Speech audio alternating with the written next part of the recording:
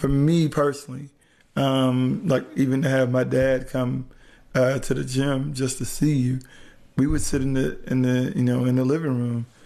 Here go that boy from LSU.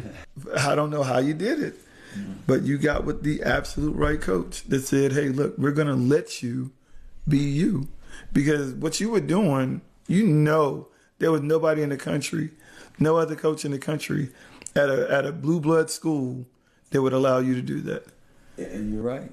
There are numerous coaches that would have resisted Absolutely allowing it to happen. I mean, I remember being recruited by Georgetown. Okay. But it was the assistant, Isaric or something like that. And he actually came before John Thompson came to the house. And he, I'm the number one guard coming out of the nation. One thing I never accepted, I never appreciated, was this unhealthy favoritism. My thing is whoever can play, whoever deserves to be there should be there. So when I hear a coach saying, well, he's a senior, he's this, I get it. But if I'm heads and above better than this guy, right, I think the best man should play. So when he came to me, and I wasn't mean mugging anything. I'm just sitting in my mother's house listening to him. And he said, look, when you come, you're not going to play right away. You're going to have to do this. You're going to have to do this. And I'm just sitting there like, you don't even know what I'm capable of. How can you just...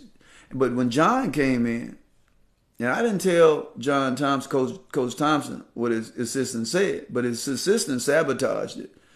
But John came in, we need somebody to come in right away and be an impact. And I look across the room at him, so when I went to LSU, Fess Irving was there. Okay. But then he ended up leaving. So I'm coming in, I'm looking to compete. Maybe we can be 1-2 punch. And it left the door open. And so I'm training every day in the basement. For those that don't know what the basement is. Oh. Yes. Let's talk about that. The basement it wasn't the main floor. It was where we went and trained and practiced, at LSU. And I remember Kent Lowe, a journalist, he asked me when I first came to LSU, he said, "Hey, man, what do you want your career to say for itself?" I said, now my dreams were bigger. But sometimes you tell people your dreams, they think you're either cocky or they try to shoot them down. So I was just real mellow. I said, listen, man, if I can average 17, something like that, and 5 assists or 13 and 5 assists for my career, I think that'll be decent. But now I want to dominate. That's what I told him. My first game was 13-5, almost identical to what I said. My second game, I hit 21. Now, after that game, it's I'm like, you know what, hold on. I'm not superstitious, but it's I don't want to say anything. But this seems easy. I'm like, man, I got that. I mean, it was easy.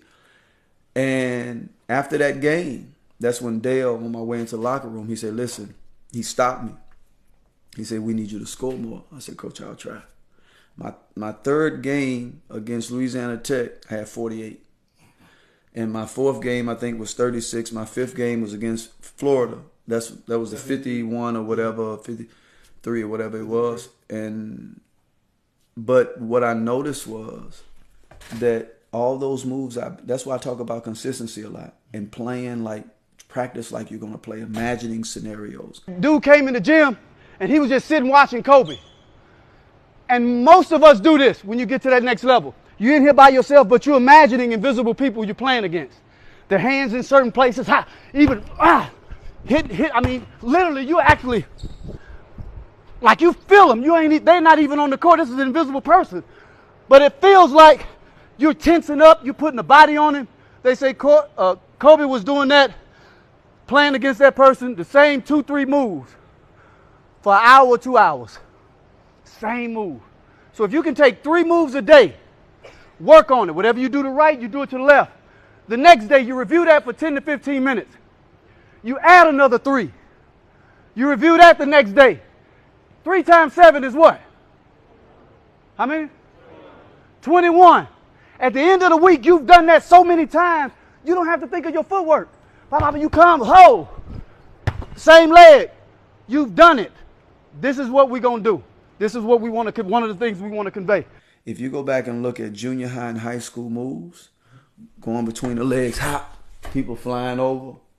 I'm doing mostly every move I was doing in high school and junior high, in elementary. I'm doing them in, I'm thinking I'm going to have to change my game drastically. But it's about setups. Pop, pop, pop, pop. And noticing, right? Being able to, okay, I see where you are. I can get my shot off. I've been here before. I've been in this scenario too many times. I've imagined the big guy, the strong guy. I've trained even when nobody was out there. So a lot of this stuff becomes second nature. And you start seeing 2-3 moves ahead.